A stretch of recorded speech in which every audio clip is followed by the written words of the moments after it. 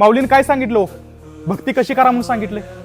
कोणी अभ्यास केलाय का? ज्ञानेश्वर माऊलीनं शेवटच्या टप्प्यात काय सांगितलं? भक्ती कशी करा, देवा भगवंताला कसं प्राप्त हो, भगवंताची प्राप्ती कशी करून घ्या. हरिपाठ अखंड त्यांनी केलाय का नाही? हरिमुखी म्हणा पुण्याची गणना.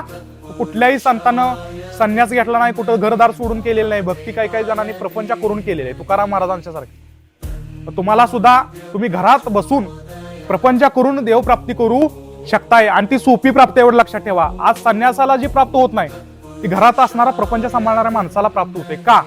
कारण का तर प्रपंचाची परीक्षा आहेत त्या कुठेही परीक्षा नाही. का? अध्यात्म आणि कर्तव्य दोन्हीची जोड दिल्याशिवाय भगवंत प्राप्ती नाही. म्हणतात का नाही, कमळ ही चिखलात असतं, पण चिखलाचा एकही थेंब त्याच्यावर नसतो.